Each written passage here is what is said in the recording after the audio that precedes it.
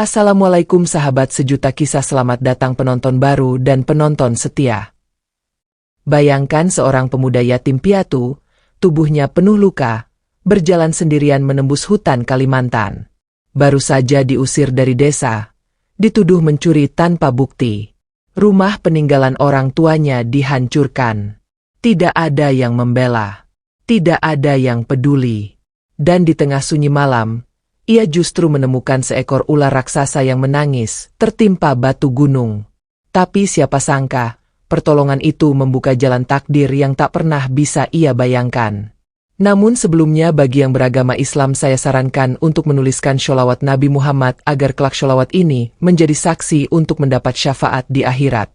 Like dan subscribe ke channel ini sangat membantu menyebarkan dakwah Islam dan menjadi amal jariah. Nama pemuda itu Arman.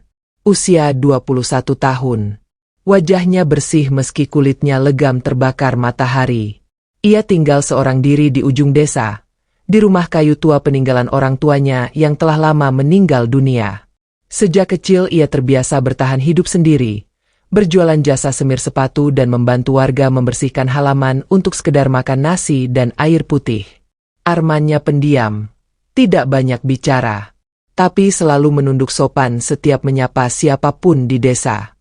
Namun kebaikannya tidak selalu mendapat tempat. Beberapa warga memandangnya sebagai beban, bahkan sebagai pembawa sial.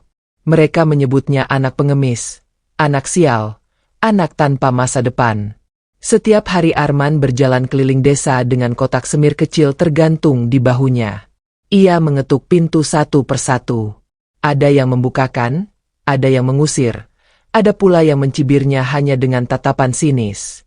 Suatu sore yang mendung, ketika Arman baru saja kembali dari menyemir sepatu di pasar, ia mendapati sekelompok orang berkumpul di depan rumahnya. Wajah mereka tegang, sorot mata mereka tajam seperti pisau yang siap menghunus. Di tengah kerumunan itu, Bu Sari, tetangga yang dikenal galak dan suka mengatur, berteriak lantang. "Itu anaknya. Aku yakin dia yang mencuri uangku." Arman tertegun. "Apa maksud Bu Sari?" tanyanya pelan. "Jangan pura-pura bodoh. Uang di rumahku hilang, dan hanya kamu yang paling butuh uang." Tuduhan itu seperti petir yang menyambar dadanya. Beberapa warga ikut bersuara. "Iya, dia sering keliling, bisa saja masuk rumah orang. Anak itu memang mencurigakan." Tanpa diberi kesempatan membela diri, warga masuk ke dalam rumah Arman dan mengobrak-abrik semuanya. Tikar digulung, lemari dibongkar, bahkan tempat tidur tua milik orang tuanya pun dibalik. Tapi tidak ditemukan apapun. "Lihat, tidak ada apa-apa," seru Arman dengan suara bergetar. Namun Bu Sari hanya mendengus. Dia pasti pandai menyembunyikannya. Kepala desa yang ikut menyaksikan hanya mengangguk pelan. "Arman, kami tidak punya bukti, tapi warga tidak bisa tenang. Malam ini kamu harus pergi dari desa." Langit mendung di atas desa seolah ikut merasakan kesedihan yang membuncah di hati Arman. Dengan tubuh gemetar dan mata sembab, ia hanya bisa mengemas barang-barang seadanya. Sebuah tas kain lusuh berisi pakaian ganti, kotak semir, dan bingkai foto orang tuanya yang mulai buram. Warga tidak puas hanya mengusir. Mereka merobohkan rumah kayu tempat Arman berlindung selama bertahun-tahun. Dindingnya ditendang hingga roboh. Atapnya dihancurkan. Lantainya disiram air hingga berubah menjadi lumpur. Arman berdiri beberapa meter dari rumahnya yang kini tinggal puing. Tubuhnya kaku, wajahnya kotor oleh debu dan hujan gerimis. Tanpa sepatah kata pun, ia berbalik dan melangkah keluar desa. Tak seorang pun mencoba menahannya. Tak ada tangan yang menyentuh pundaknya. Tak ada suara yang berkata, "Jangan pergi." Gerimis berubah menjadi hujan. Jalanan becek membasahi kaki Arman yang telanjang. Ia menunduk. Setiap langkah terasa berat.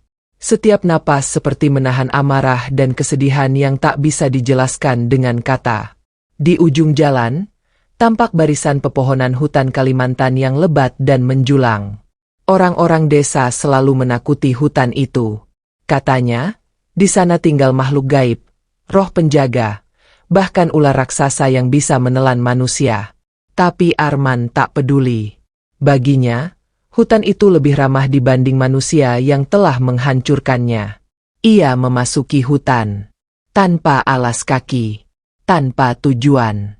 Hanya mengikuti langkah kakinya yang terus bergerak. Semak belukar menggores betisnya. Ranting-ranting patah di bawah injakan kakinya yang lelah. Hujan menetes dari daun-daun lebat dan membasahi bahunya. "Ibu, ayah, aku tidak tahu harus kemana lagi," bisiknya pelan. Ia berjalan hingga tubuhnya mulai menggigil. Hingga akhirnya ia menemukan sebuah pohon besar dengan akar yang menjalar membentuk semacam ruang kecil. Di sanalah ia duduk. Di sanalah ia bersandar. Di sanalah untuk pertama kalinya Arman menangis. Bukan karena takut, tapi karena ia benar-benar sendirian di dunia ini. Tanpa ia sadari, dari balik semak gelap di kejauhan, sepasang mata emas mengamati diam-diam. Mata seekor ular raksasa yang menyimpan luka, dan menyimpan takdir yang sebentar lagi akan berubah. Malam itu sunyi. Begitu sunyinya hingga suara napas Arman terdengar jelas di sela-sela gemerisik daun dan tetesan hujan yang mulai mereda. Ia duduk bersandar di akar pohon besar. Tubuhnya kedinginan. Tangan kirinya memeluk tas kain lusuh yang basah, sementara tangan kanannya menggenggam erat bingkai foto tua. Wajah ibu dan ayahnya tersenyum dalam gambar yang mulai pudar. Arman menatap foto itu lama. "Apa kalian masih lihat aku dari sana?" bisiknya lirih. Suara itu nyaris tertelan angin malam yang lembut tapi menyayat. Tidak ada jawaban. Hanya suara burung malam yang memanggil sesekali. Dan dari balik semak gelap, sepasang mata tajam berwarna hijau keemasan memandangi Arman tanpa berkedip. Seekor ular raksasa. Panjang tubuhnya mungkin belasan meter. Sisik-sisiknya berkilau keperakan. Namun di beberapa bagian tampak kusam dan robek. Di sisi tubuhnya yang kanan, tampak bengkak besar dengan darah kering menempel. Ular itu terluka. Dan kini tengah bersembunyi, mengawasi anak manusia yang masuk ke wilayah kekuasaannya. Ular itu mengangkat sedikit kepalanya. Menunduk perlahan. Bernapas berat. Ia tak menyangka ada manusia yang nekat tidur di tempat yang dianggap angker oleh warga desa. Tapi lebih dari itu, ia tidak melihat niat jahat dalam tatapan Arman. Yang ia lihat hanya kesedihan. Kesedihan yang amat dalam. Kesedihan yang ia pahami. Ular itu tetap diam. Ia melingkarkan tubuhnya perlahan agar tidak menggeser bebatuan di sekitarnya. Ia tahu gerakannya bisa membuat bocah itu kabur. Namun malam ini ia tak punya tenaga untuk menyerang. Ia bahkan nyaris tak mampu bergerak karena luka di tubuhnya semakin membusuk. Sementara itu, Arman tak tahu ada makhluk sebesar itu di dekatnya. Ia hanya merasa dingin dan lelah. Ia memeluk lututnya, berharap bisa tertidur walau hanya sebentar. Tapi pikirannya terus memutar ulang kejadian di desa. Sorakan warga. Tuduhan Busari, tatapan penuh benci, dan suara kayu rumahnya yang patah dihancurkan oleh kaki-kaki orang yang bahkan tak tahu siapa dirinya. "Apa salahku?" ucapnya lirih. "Kenapa semua orang selalu anggap aku salah?" Ia menunduk, air mata jatuh satu-satu. Basah, bercampur tanah di wajahnya yang kusam.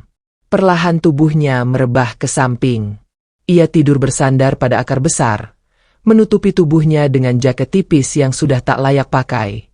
Malam itu angin bertiup lembut. Bulan hanya terlihat separuh, sembunyi di balik kabut. Sebuah desah nafas berat terdengar dari kejauhan. Arman membuka mata setengah sadar.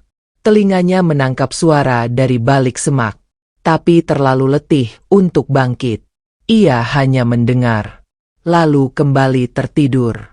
Di tempat itu, waktu berjalan lambat, dan udara penuh dengan aroma lembab daun basah dan tanah hutan yang purba. Pagi menyapa hutan Kalimantan dengan malu-malu. Cahaya matahari masuk lewat celah-celah dedaunan tinggi. Seperti lukisan hidup, Bayangan pohon bergerak-gerak terkena hembusan angin pagi. Arman terbangun perlahan. Tulang punggungnya kaku. Lehernya pegal. Ia mengerang pelan dan duduk sambil memijat tengkuk. Perutnya lapar. Tenggorokannya kering. Tapi ia bersyukur. Ia masih hidup. Ia membuka tas kecil dan mengambil kotak semir yang penyok, baju ganti yang lembab, serta bingkai foto.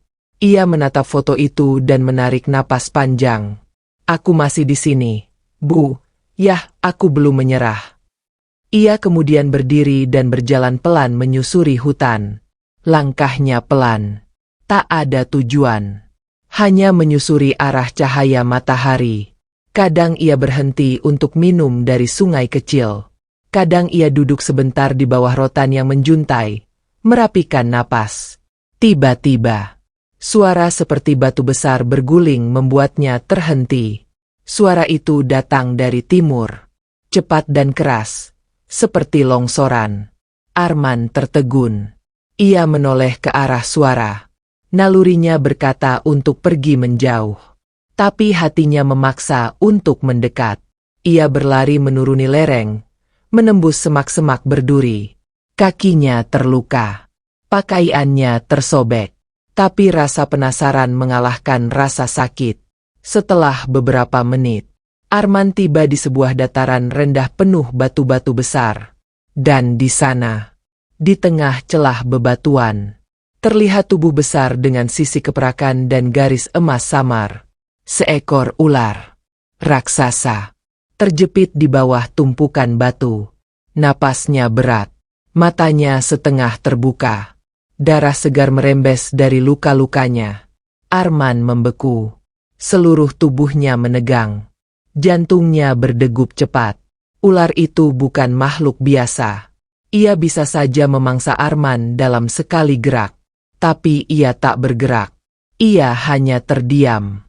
Dan dari sudut matanya menetes setitik air. Ular itu menangis. Arman menggigil. Ia ingat malam sebelumnya. Ia ingat rasa kesepian. Dan ia melihat hal yang sama di mata makhluk besar itu. Rasa perih yang sama.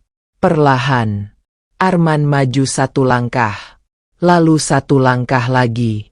Kamu pasti kesakitannya. Ucapnya pelan. Ular itu tak menjawab. Hanya menatap. Arman tahu ia bisa pergi. Ia bisa pura-pura tak melihat. Tapi hatinya tak tega. Ia mulai mengangkat batu kecil di sekitar tubuh ular. Satu demi satu. Tangannya lecet. Darah mulai keluar dari sela jari. Ia bekerja sambil menangis. Bukan karena takut. Tapi karena luka dalam dirinya ikut rasa saat melihat makhluk itu terjepit tanpa bisa bergerak. Kalau aku nggak bisa selamatin diriku sendiri, setidaknya aku bisa nyelamatin kamu, katanya sambil terus mengangkat batu. Waktu terasa begitu lambat. Matahari mulai naik tinggi. Keringat membasahi tubuh Arman.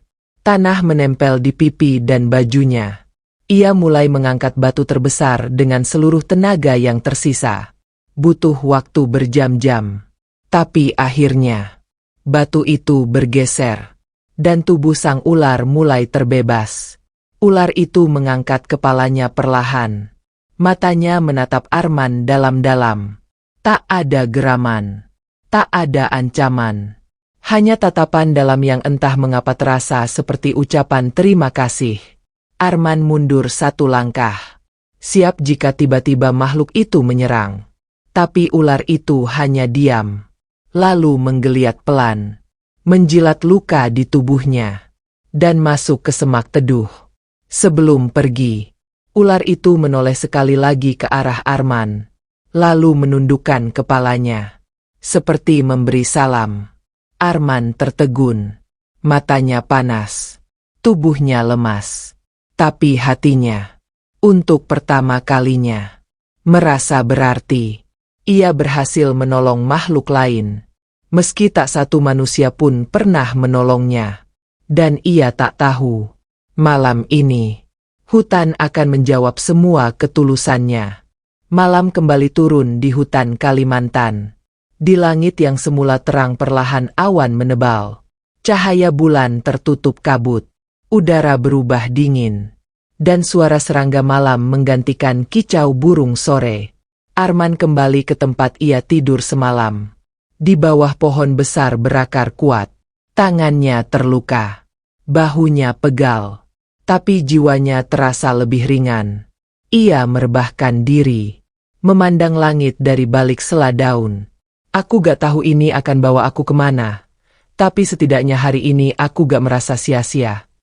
Dalam keheningan itu, ia memeluk bingkai foto orang tuanya. Dan membiarkan matanya terpejam perlahan. Udara malam menyusup ke dalam jaket tipisnya. Tapi tidak membuatnya takut. Karena untuk pertama kalinya, tidurnya dilandasi oleh rasa damai. Namun malam itu, bukan malam biasa. Sekitar tengah malam. Di saat hutan sedang senyap, cahaya lembut berwarna keemasan muncul dari kejauhan.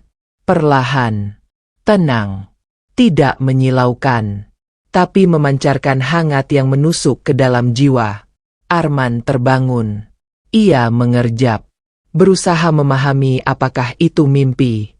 Tapi cahaya itu semakin mendekat. Dan dari dalam cahaya, muncullah sesosok perempuan tinggi anggun. Wajahnya tenang. Rambutnya panjang berkilau. Kulitnya sawo matang. Dan matanya tajam, dalam, dan penuh ketenangan. Seperti mata ular raksasa yang ia tolong pagi tadi. Perempuan itu tidak menginjak tanah. Ia melayang. Gaunnya seperti terbuat dari sinar dan sisik emas. Dan setiap langkahnya menggetarkan dedaunan di sekitarnya. Arman hanya bisa duduk terpaku. Tidak sanggup berkata. Tubuhnya gemetar tapi bukan karena takut. Melainkan karena tak percaya apa yang dilihatnya. Perempuan itu tersenyum. Lalu duduk bersila di hadapan Arman. Dalam jarak yang tak terlalu dekat. Namun cukup untuk membuat Arman mendengar suaranya. Kau telah menyelamatkanku, ucapnya lembut. Suara itu bergema tanpa berteriak. Mengisi setiap rongga udara hutan dengan kedamaian. Arman membuka mulut. Tapi tak ada suara keluar. Ia hanya mengangguk pelan. Perempuan itu melanjutkan. Aku adalah penjaga hutan ini. Ratu ular yang tak terlihat. Pengawas yang tak dikenal manusia. Banyak yang datang ke sini untuk mengambil, untuk membakar, untuk merusak. Tapi kau datang tanpa membawa apa-apa. Kau datang tanpa harapan. Hanya membawa ketulusan. Arman menunduk. Dadanya sesak. Ia tidak tahu kenapa. Tapi ia merasa seolah sedang berbicara dengan seseorang yang sudah ia kenal seumur hidupnya. Dan ketika perempuan itu bertanya, "Kenapa kamu menyelamatkanku?" Arman mengangkat wajahnya dan menjawab dengan suara pelan, "Karena aku tahu rasanya sakit dan gak ada yang peduli." Senyum perempuan itu melebar, hangat, seperti pelukan ibu yang sudah lama hilang. Kau telah melakukan sesuatu yang jarang dilakukan manusia, menolong tanpa syarat. Ia lalu mengangkat tangannya. Dan dari telapak tangannya yang terbuka, muncul 3 buah taring berwarna emas. Berkilau. Melayang di udara dengan cahaya hangat. Arman terpana. Taring itu bukan sembarang taring. Bentuknya tebal. Tidak tajam. Tapi mengandung kekuatan yang tidak bisa dijelaskan. Taring ini adalah taring penjaga, ucap sang ratu. Benda yang hanya diberikan kepada manusia berhati suci, yang tidak tamak, yang tidak menuntut balasan. Setiap taring menyimpan kekuatan, tapi bukan untuk pamer, bukan untuk balas dendam. Gunakan hanya untuk kebaikan, dan hanya di saat yang benar-benarmu butuhkan. Perlahan, taring-taring itu turun ke arah tas kain kecil milik Arman. Dan saat masuk ke dalam tas itu bersinar sebentar, lalu kembali seperti semula. Arman masih terdiam. Matanya berkaca-kaca. Ia ingin bertanya banyak hal, tapi tidak tahu harus mulai dari mana. Sang ratu bangkit. Cahayanya mulai meredup. Ia menatap Arman dalam-dalam. "Ini bukan mimpi," ucapnya. "Tapi jika kau tidak pernah menggunakan taring ini, dunia akan tetap menganggapmu hanya anak kecil yang sendirian. Itulah tantanganmu." Arman hanya bisa menatap. Perempuan itu mulai berjalan mundur. Melangkah masuk kembali ke dalam cahaya. Lalu menghilang. Dan hutan menjadi gelap kembali. Seolah semua yang tadi hanyalah ilusi. Arman masih menatap ke arah hilangnya cahaya. Tapi perlahan ia membuka tasnya. Di dalamnya, 3 taring emas benar-benar ada. Ia menggenggam satu. Dan menutup matanya. Dalam hati, ia tahu. Mulai malam ini, hidupnya tidak akan pernah sama. Dan untuk pertama kalinya, Arman tidur bukan karena kelelahan, tapi karena punya harapan. Pagi datang dengan lembut. Cahaya menyelinap masuk dari sela-sela ranting. Burung kembali berkicau. Dan angin pagi membawa aroma tanah basah yang menenangkan. Arman duduk bersandar di pohon besar. Ia membuka tasnya perlahan. Dan melihat ketiga taring emas yang tergeletak diam. Masih bersinar lembut. Ia menggenggam salah satunya. Hangat. Seperti batu yang dijemur di bawah sinar matahari. Tapi bukan hanya hangat. Ada perasaan damai. Seperti dipeluk dari dalam. Arman menarik napas panjang. Ia tahu. Ia tak bisa tinggal di hutan selamanya. Tiba-tiba dari balik semak, suara lembut muncul. Bukan suara binatang. Bukan suara angin. Tapi suara yang langsung menembus ke dalam dadanya. Langkahkan kakimu ke arah timur, jalanmu belum selesai. Arman menoleh. Tak ada siapa-siapa. Tapi suara itu terasa seperti datang dari dalam dirinya sendiri. Ia berdiri, membawa tas kecilnya. Dan mulai melangkah ke arah timur. Jalan setapak sempit terbentuk sendiri di antara semak-semak. Tanpa duri. Tanpa gangguan binatang. Seolah hutan membuka jalan untuknya. Setelah sekitar 1 jam berjalan, Arman tiba di depan sungai kecil. Airnya jernih. Mengalir tenang di antara batu-batu lumut. Ia membasuh wajah. Meminum airnya. Lalu menyeberang. Di seberang, sebuah dinding batu besar berdiri tertutup lumut dan akar. Tapi di tengah batu, ada celah sempit, memancarkan cahaya keemasan. Jantung Arman berdebar. Ia menunduk, dan melangkah masuk. Di dalamnya gelap, tapi hangat. Udara beraroma harum. Lorong sempit itu berubah. Dindingnya yang semula kasar kini berkilauan seperti kristal. Suara air terdengar semakin jelas. Hingga akhirnya, Arman keluar ke sebuah ruangan luas. Dan di hadapannya, berdiri sebuah istana yang bukan dari dunia ini. Arman berdiri mematung. Tubuhnya seolah membeku. Tak percaya pada apa yang tengah ia lihat dengan mata kepalanya sendiri. Di hadapannya terbentang sebuah bangunan luar biasa indah. Istana besar bercahaya keemasan. Bukan seperti rumah bangsawan atau kerajaan dalam dongeng. Melainkan seperti lukisan surgawi yang terbuat dari cahaya, batu giok, dan kristal. Atapnya melengkung tinggi. Pilar-pilarnya berdiri kokoh. Dipenuhi ukiran makhluk-makhluk hutan. Naga bersayap. Burung enggang raksasa. Dan ular bersisik emas yang memakai mahkota. Halaman depannya berlapis batu hijau yang berkilau seperti permukaan danau. Di sekelilingnya, taman bunga tumbuh dengan warna-warna tak biasa. Ada bunga ungu terang yang menyala. Bunga biru dengan kelopak bening.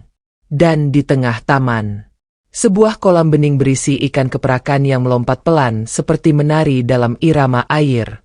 Arman melangkah pelan. Kakinya menjejak batu giok, tapi tak terdengar suara langkahnya. Suasananya hening, sakral. seperti tempat suci yang tidak boleh disentuh sembarangan. Pintu gerbang istana tiba-tiba terbuka dengan sendirinya. Perlahan, seolah mengenali siapa yang datang. Arman ragu. Ia menoleh ke kanan dan kiri. Tak ada siapapun. Lalu suara lembut yang sama kembali terdengar. Masuklah, Fadil. Kamu telah dipilih. Arman menelan ludah. Lalu melangkah masuk. Di dalam ruangan, cahaya melayang di udara seperti kunang-kunang besar. Dindingnya bercahaya. Lantainya berlapis marmer lembut yang dingin. Dan aromanya, kayu manis, bunga hutan, dan tanah basah. Semuanya bersatu membentuk harum yang menenangkan. Dari ujung lorong panjang, muncul sosok yang telah ia temui malam sebelumnya. Ratu Ular. Dalam wujud manusianya. Berjalan pelan. Anggun. Di belakangnya melayang seekor ular putih raksasa dengan mata emas. Selamat datang, Fadil, ucap sang ratu. Suara itu tenang tapi menggetarkan dada. Ini adalah tempat persembunyian kami. Istana para penjaga hutan. Hanya mereka yang berhati tulus yang bisa melihatnya. Arman menunduk hormat. Meski ia sendiri belum sepenuhnya mengerti apa yang tengah ia jalani. Kenapa saya dibawa ke sini, Yang Mulia? Tanyanya pelan. Sang ratu berjalan mendekat. Menatapnya dengan tatapan teduh. Karena kamu telah melakukan sesuatu yang bahkan banyak orang dewasa pun gagal melakukannya. Kamu menolong tanpa tahu siapa yang kamu tolong. Kamu memberi tanpa syarat. Bahkan saat kamu sendiri sedang dihancurkan oleh dunia. Itu pertanda bahwa jiwamu bersih. Arman mengerutkan kening. Tapi saya hanya orang biasa. Anak yang bahkan tidak dianggap di desa. Ratu Ular tersenyum. Justru karena kamu biasa. Justru karena kamu tidak punya apa-apa. Maka ketulusanmu tidak ternoda. Itulah kenapa 3 taring emas itu bukan sekadar hadiah. Itu adalah kepercayaan. Ia menunjuk ke arah tas kain yang kini terletak di lantai istana. Tas itu perlahan terbuka sendiri. Dan ketiga taring emas melayang naik. Bersinar lembut di udara. Mereka berputar. Mengelilingi Arman. Seolah sedang menilai hatinya sekali lagi. Suatu hari, dunia manusia akan kembali menguji Mu, Fadil. Kata sang ratu. Bukan dengan tuduhan. Bukan dengan kemiskinan. Tapi dengan kekuasaan. Kebaikan sejati tidak terletak pada benda ini. Melainkan pada pilihan hatimu. Saat kamu bisa membalas. Tapi memilih untuk tetap memaafkan. Arman menatap taring itu. Matanya berkaca-kaca. Ia merasa dilihat. Benar-benar dilihat. Bukan karena penampilan. Bukan karena status. Tapi karena jiwanya. Malam itu, Arman diizinkan menginap di istana. Ia diberi kamar dengan tempat tidur empuk. Selimut halus seperti awan. Air hangat dari mata air. Dan makanan yang belum pernah ia cicipi sebelumnya. Buah hutan berwarna keemasan, daging panggang yang lembut, dan air berwarna biru jernih yang membuat tubuhnya hangat setelah satu tegukan. Ia tidur nyenyak, untuk pertama kalinya, tanpa takut, tanpa menangis, tanpa rasa ingin pergi. Namun jauh di dalam dirinya, Arman tahu, tempat ini bukan tempat tinggalnya selamanya. Dan pagi hari berikutnya, cahaya kembali masuk melalui jendela besar kamar batu kristal. Arman duduk di tepi ranjang. Menatap meja kecil tempat 2 taring emas diletakkan. Yang satu sudah ia genggam semalam. 2 lainnya masih menunggu takdir mereka. Suara langkah halus terdengar dari luar kamar. Ratu Ular kembali datang. Wajahnya masih sama. Mata teduh. Langkah ringan. Senyum penuh kehangatan. Ia berdiri di ambang pintu. Menatap Arman yang masih diam. Sudah saatnya, Fadil, katanya pelan. Arman mengangguk. Tanpa berkata, tanpa ragu, ia tahu sejak awal bahwa dunia manusia, meski penuh luka, adalah tempatnya bertumbuh, tempatnya belajar, tempatnya menjalani takdir. Sang ratu mendekat, menyentuh bahu Arman dengan lembut. Kau akan kembali. Tapi ingat, waktu di sini berbeda. 1 hari di istana ini berarti 1 tahun di dunia luar. Arman terkejut, tapi ia tetap tenang. Jika waktu berlalu lebih cepat di luar, maka semua yang ia kenal mungkin telah berubah. Dalam sekejap, cahaya keemasan menyelimuti tubuhnya. Pandangan matanya kabur. Udara berubah. Bunyi-bunyian istana menghilang. Dan dalam hitungan detik, semuanya gelap. Ketika ia membuka mata, ia berdiri di tepi hutan. Di ujung jalan tanah merah. Di hadapannya, sebuah desa baru yang belum pernah ia lihat sebelumnya. Jalan tanah membentang. Rumah-rumah kayu berjajar rapi. Anak-anak terdengar bermain. Dan udara pagi membawa aroma yang berbeda. Arman menggenggam tas kain kecilnya. Membuka resleting. Dan melihat ketiga taring emas. Masih ada di sana. Masih bersinar lembut. Dan masih menyimpan rahasia yang akan mengubah segalanya. Ia mulai berjalan. Menyusuri jalan desa. Wajah-wajah asing menatapnya. Sebagian penasaran. Sebagian bingung. Tapi tak ada yang menolak kehadirannya. Di tengah pasar kecil, Arman melihat seorang pedagang tua duduk di bawah payung sederhana. Wajahnya ramah. Arman menghampirinya, mengeluarkan 1 taring emas, dan bertanya pelan, "Paman, apa paman tahu tempat yang bisa menukar ini?" Pedagang itu menatap taring emas. Matanya melebar. Ia gemetar. "Astagfirullah, nak, ini bukan benda biasa. Ini lebih berharga dari permata manapun yang pernah saya lihat." Dan dalam waktu singkat, kabar tentang taring emas menyebar. Seorang kolektor permata dari kota datang ke desa. Setelah memeriksa, ia menawar dengan harga yang luar biasa besar. Jumlah uang yang tak pernah bisa dibayangkan Arman sebelumnya. Dari sana, perjalanan baru pun dimulai. Perjalanan menuju pengakuan. Dan ujian kedua yang jauh lebih sulit dari sebelumnya. Uang dari penjualan 1 taring emas bukan hanya cukup untuk hidup, tapi cukup untuk mengubah takdir. Arman tidak menghambur-hamburkan uang itu. Tidak membeli barang mewah. Tidak menyewa rumah besar. Hal pertama yang ia lakukan adalah mencari tahu keberadaan tanah bekas rumah lamanya. Tempat di mana ia dibesarkan. Tempat di mana ia diusir. Tempat terakhir yang menyimpan kenangan tentang kedua orang tuanya. Ia bertanya kepada beberapa warga tua. Mencari peta desa lama yang pernah ia tinggali. Hingga akhirnya ia menemukan tanah itu. Sekarang sudah dipenuhi semak liar dan pohon kecil.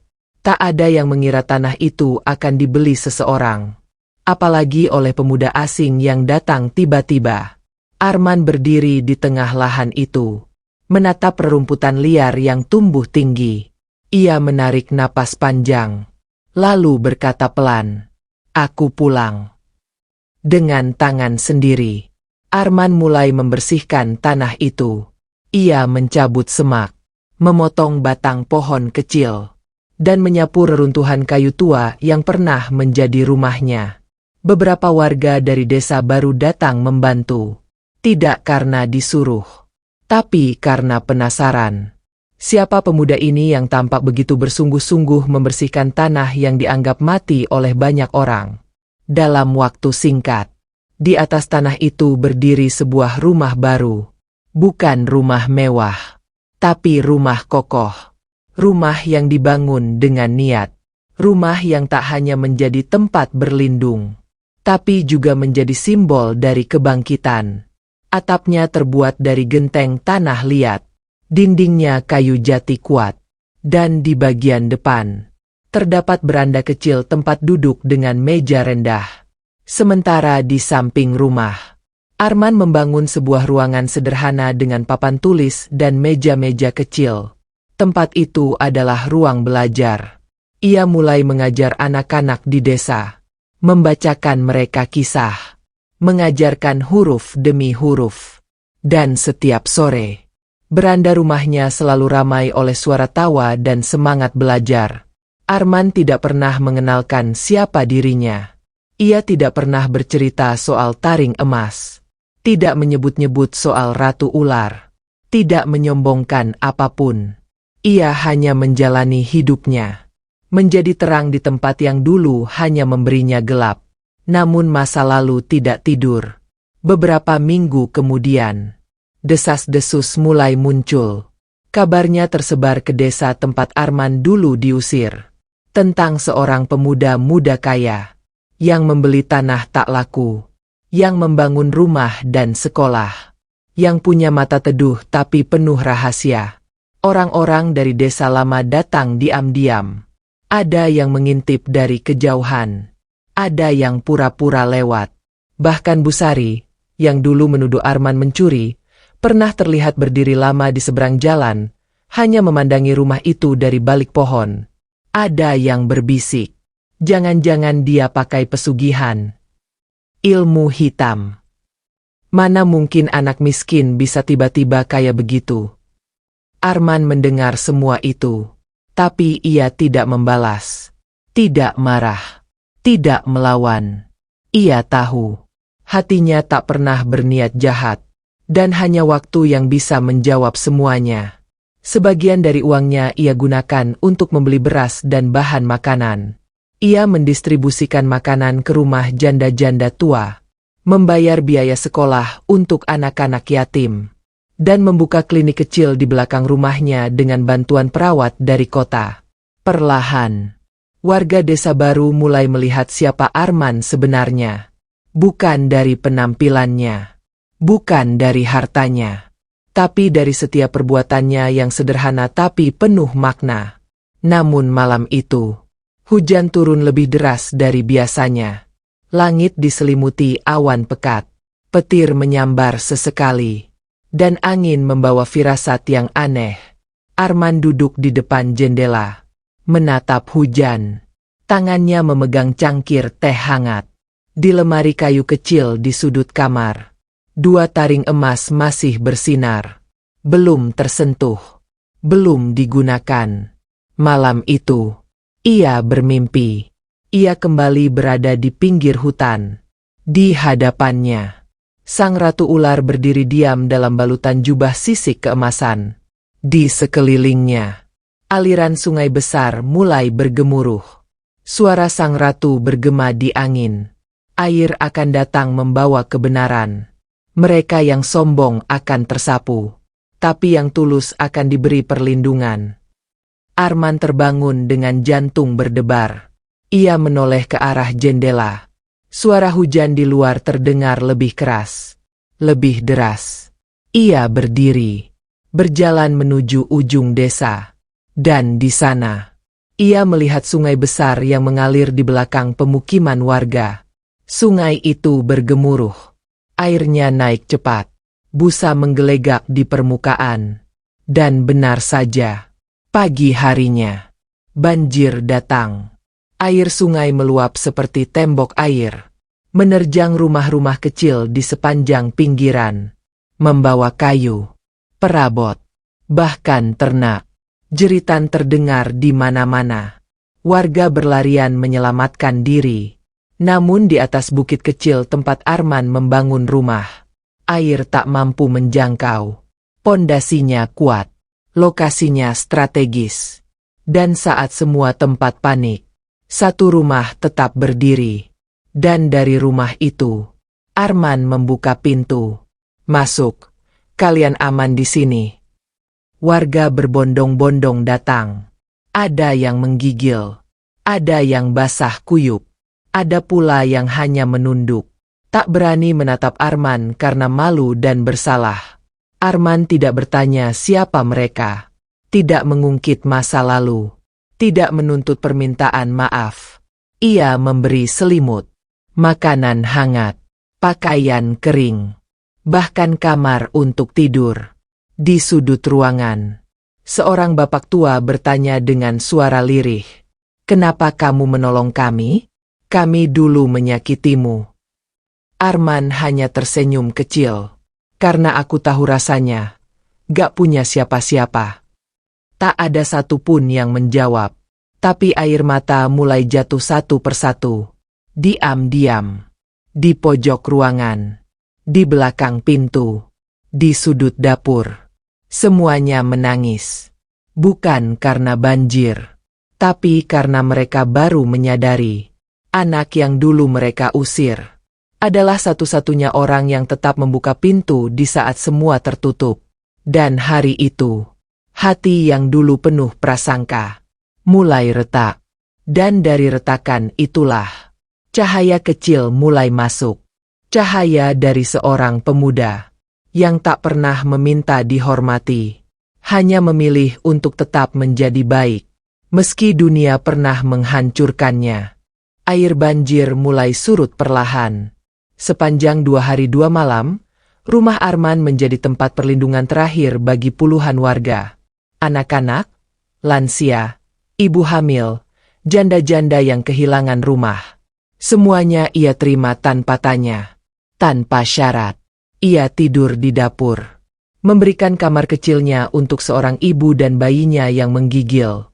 Di ruang tamunya, anak-anak meringkuk bersama selimut hangat. Di beranda, para lelaki yang selamat duduk diam sambil menatap air yang masih menggenang halaman rumah tetangga. Arman tidak pernah berhenti. Ia merebus air, membagikan bubur, menyeduh teh manis, bahkan menyeka dahi seorang kakek yang menggigil. Tidak ada keluhan. Tidak ada rasa lelah yang ia tunjukkan. Hanya wajah tenang. Dan tangan yang tak pernah berhenti membantu. Di malam ketiga, langit cerah. Angin malam membawa bau lumpur dan sisa jeritan bencana. Namun di rumah kecil bercat putih gading itu, suasana terasa seperti pelukan. Suara anak-anak yang mulai tertawa pelan. Ibu-ibu yang kembali bisa duduk tanpa gemetar. Dan para lelaki yang akhirnya bisa memejamkan mata walau hanya sejenak. Di halaman rumah, kepala desa lama berdiri diam. Ia mengenakan jaket usang. Matanya bengkak. Ia membawa sebuah bungkusan nasi dan termos kecil. Arman membukakan pintu. Keduanya saling tatap dalam hening. Kepala desa itu menunduk. Napasnya berat. Aku ingin minta maaf, Fadil, ucapnya. Suara itu parau, gemetar, penuh penyesalan. Tadi malam aku bermimpi, lanjutnya. Ada perempuan bersisik emas yang datang padaku. Ia berkata bahwa banjir ini bukan sekadar bencana, tapi peringatan untuk ketidakadilan yang pernah kami lakukan padamu. Arman tidak menjawab. Ia hanya membuka pintu lebih lebar. Dan kepala desa masuk. Duduk bersimpuh. Seperti anak kecil yang meminta ampun kepada ibunya. Beberapa warga lain menyusul. Ada yang membawa tangan kosong. Ada yang membawa kain sarung. Ada pula yang membawa hanya air mata. Maafkan kami, Fadil. Ucap mereka nyaris bersamaan. Suara itu lirih, tulus, patah-patah oleh isak dan rasa malu. Arman menatap satu persatu. Mata-mata yang dulu memandangnya sinis, kini basah oleh rasa bersalah. Ia menarik napas panjang, lalu berkata pelan, "Aku sudah maafkan kalian. Bahkan sebelum kalian minta maaf." Dan tangis pun pecah di malam itu. Bukan tangis duka, tapi tangis pemulihan. Tangis yang menyapu rasa bersalah. Di malam itu juga, sebuah keputusan lahir. Warga desa mulai membenahi diri. Mereka saling membantu membersihkan lumpur, menebang pohon tumbang, mengangkut kayu untuk membangun kembali rumah yang hancur.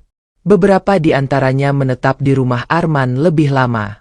Bukan karena tak punya tempat, Tapi karena mereka merasa di sanalah cahaya yang selama ini mereka butuhkan. Musim mulai berganti. Hujan perlahan pergi. Matahari kembali muncul lebih sering. Dan tanah yang dulu tergenang kini mulai menghijau kembali. Tapi bukan hanya alam yang berubah. Hati manusia di desa itu juga mulai berubah. Yang dulu suka menyindir, kini mulai tersenyum. Yang dulu mudah menghakimi, kini belajar memahami. Dan semua itu dimulai dari satu anak muda, yang dulu mereka usir. Arman tak pernah meminta pengakuan. Tapi suatu hari, warga desa berinisiatif memberikan nama baru untuk desa mereka. Desa Harapan. Nama yang lahir bukan dari rapat resmi, bukan dari kepala wilayah, tapi dari mulut seorang ibu yang menangis di musala. Karena dari anak yang dibuang, kita belajar tentang harapan. Kini setiap sore, anak-anak duduk di beranda rumah Arman, membawa buku lusuh, pensil pendek, dan mata yang penuh semangat. Arman mengajar mereka membaca, menulis, menghitung. Tapi lebih dari itu, ia mengajarkan mereka tentang nilai-nilai kehidupan. Kalau kamu ingin jadi orang hebat, katanya suatu sore pada seorang bocah laki-laki, bukan cuma otaknya yang harus pintar, tapi hatimu juga harus kuat, meski sering disakiti. Di malam hari, ibu-ibu datang membawa tumpeng, membuat acara kecil di halaman rumahnya. Ada yang sekadar ingin bercerita, ada yang belajar berkebun, ada pula yang hanya ingin mendengarkan Arman membaca kitab dan kisah-kisah bijak. Di sudut kamar Arman, masih ada lemari kayu kecil, dan di dalamnya, 2 taring emas masih bersinar. Taring pertama telah ia gunakan untuk membeli tanah dan membangun rumah, tapi 2 lainnya masih ia simpan. Dengan hati-hati, dengan doa, dengan harapan. Setiap malam, Arman membuka lemari itu, menatap kedua taring yang seperti bernafas, lalu menutupnya kembali. Aku belum butuh mereka, bisiknya. Selama aku masih bisa memberi tanpa mereka, itu lebih baik.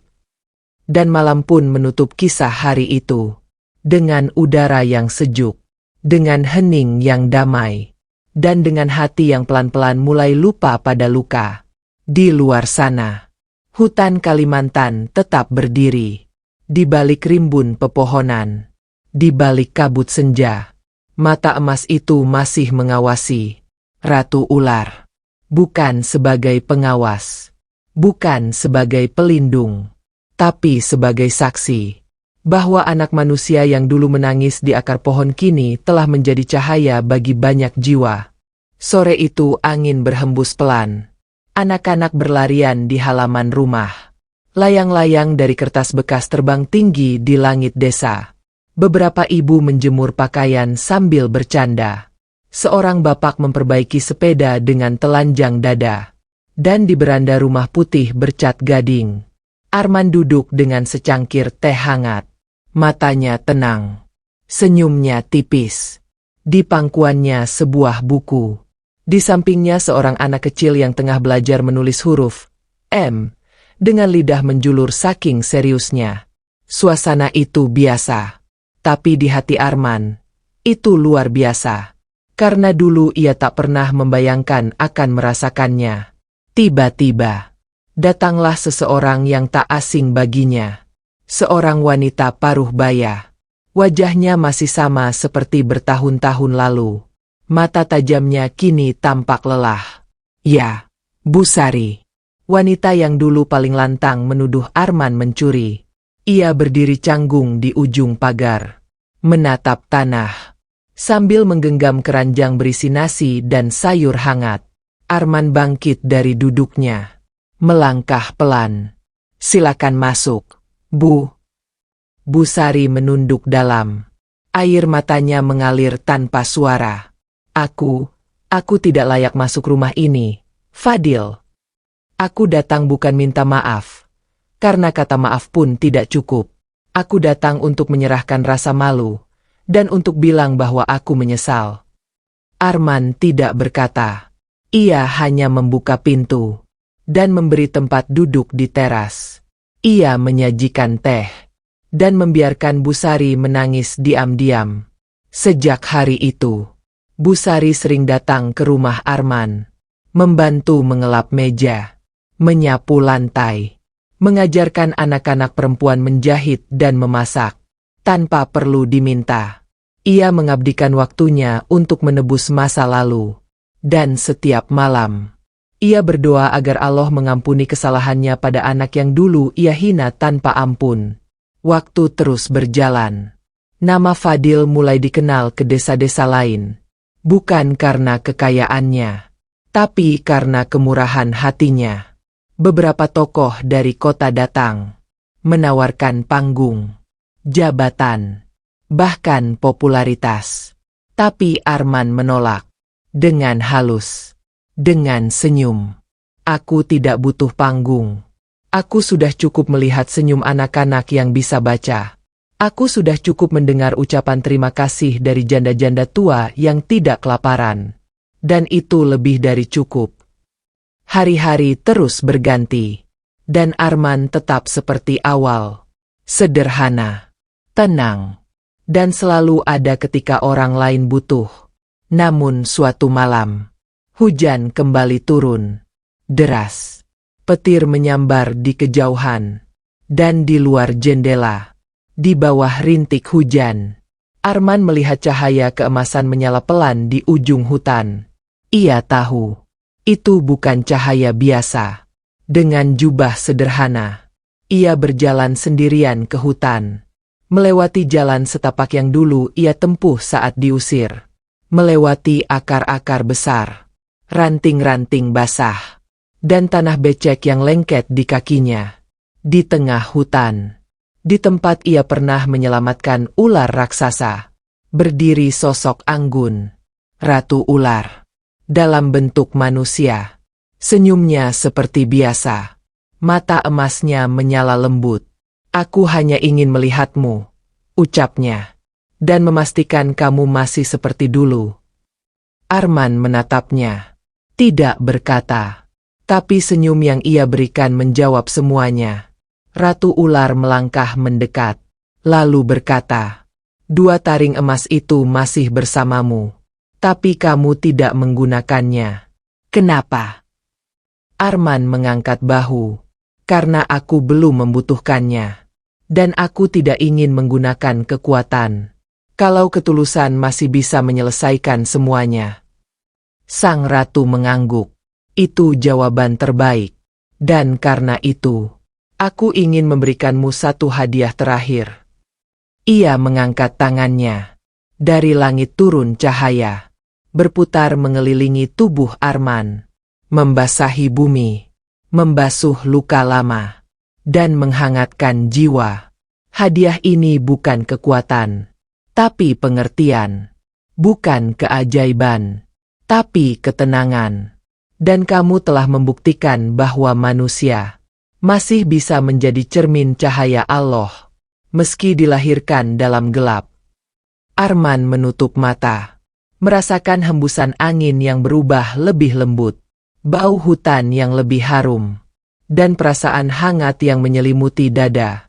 Ketika ia membuka mata, sang ratu sudah tidak ada, hanya jejak cahaya yang memudar, dan daun-daun basah yang bergoyang pelan.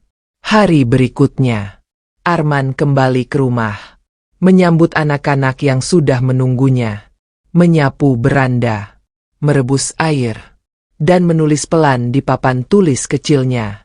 Di lemari kayu di sudut kamar, 2 taring emas masih bersinar.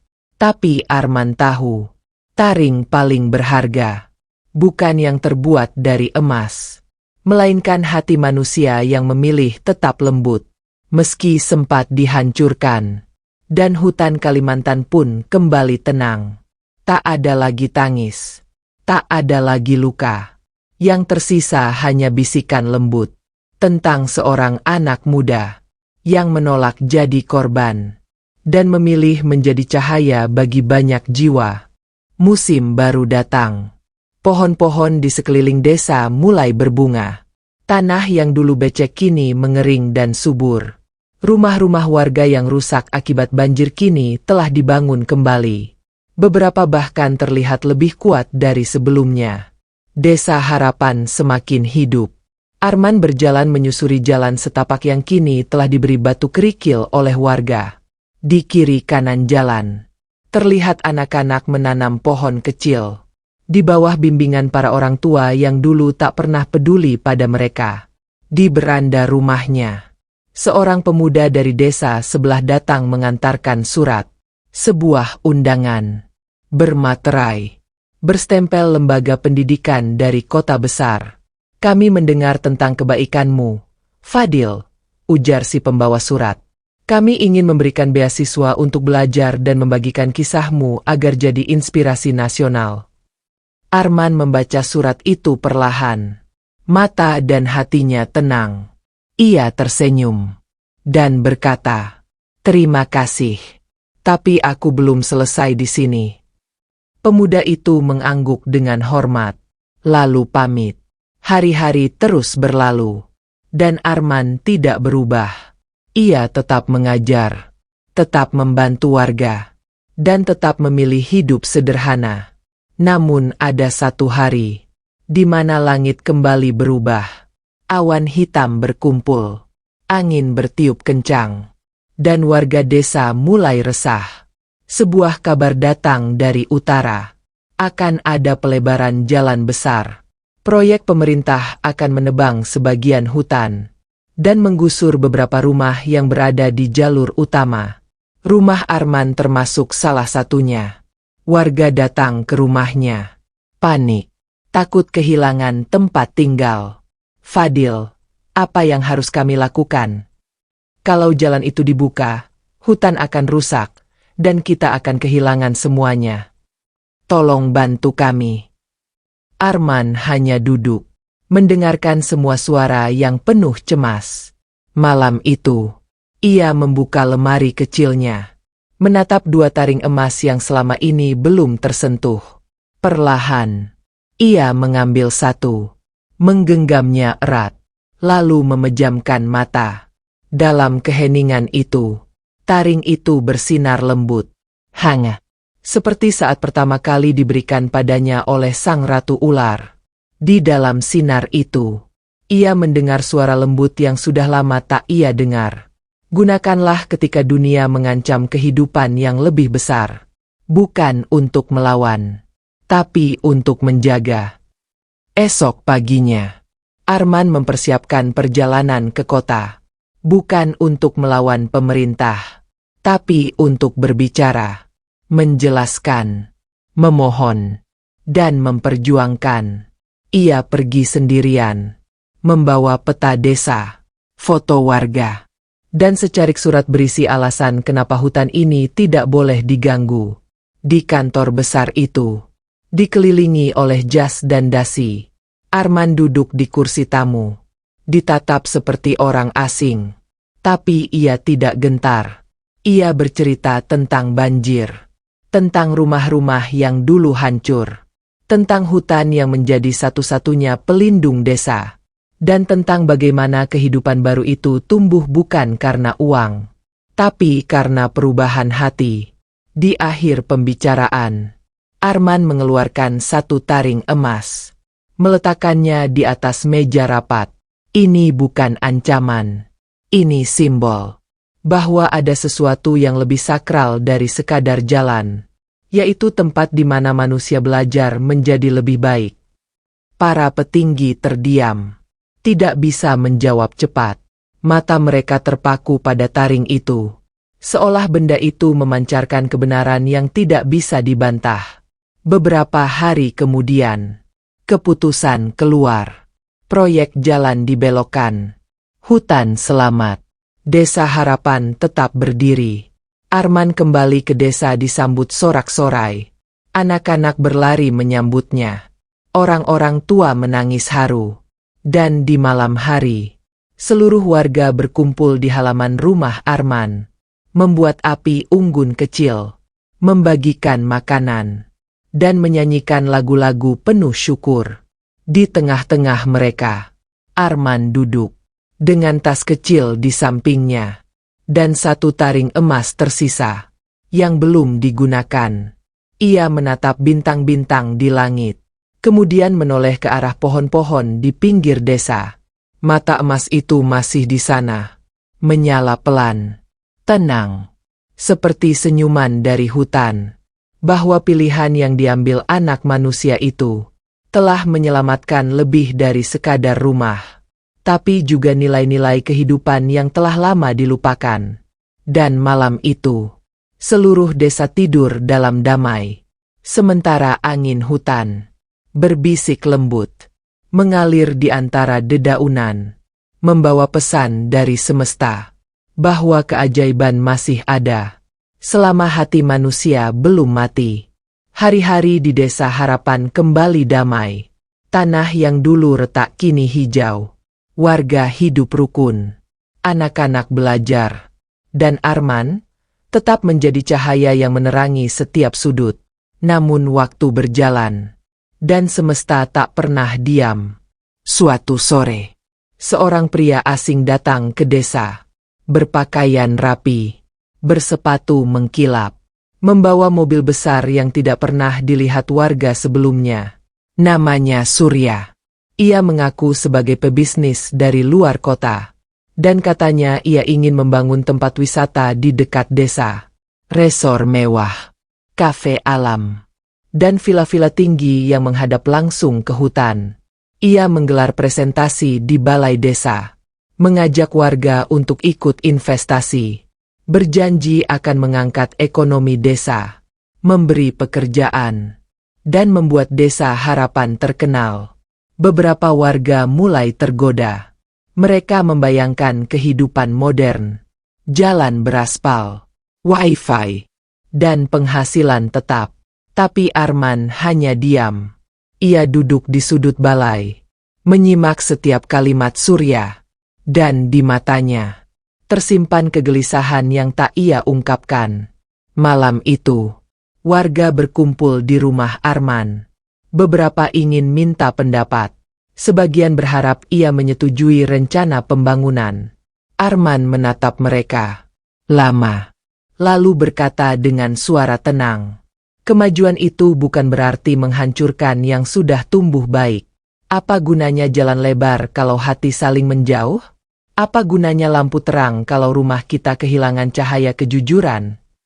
Warga terdiam. Beberapa mulai ragu.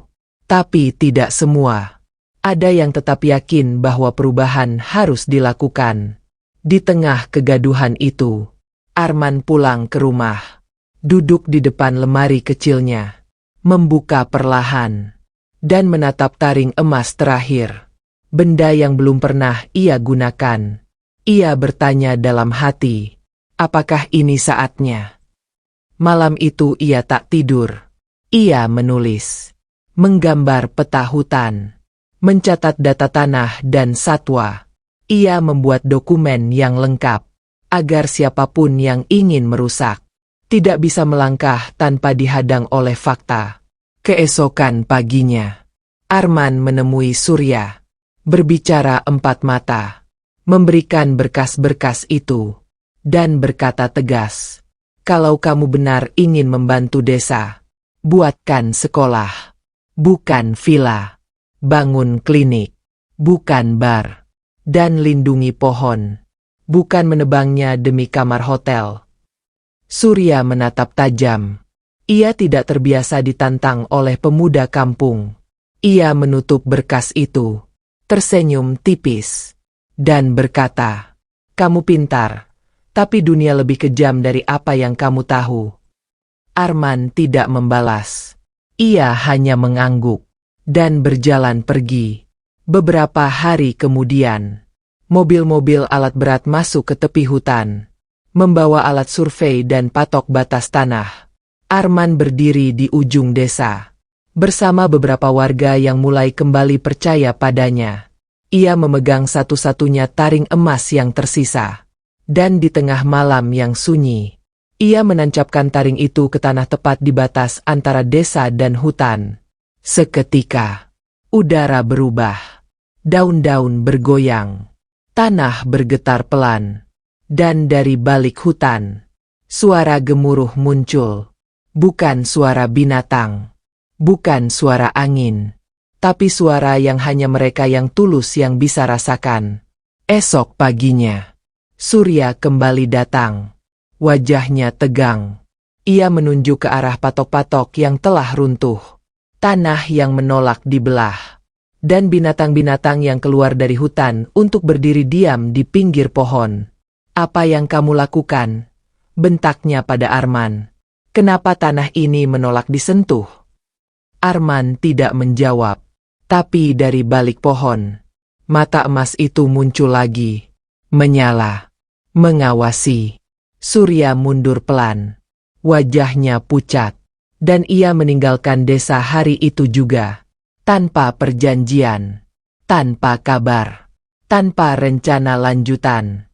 Bulan berganti. Desa Harapan tetap damai. Dan Arman, kini tak menyimpan taring emas apapun. Karena semuanya telah digunakan. Dengan tepat.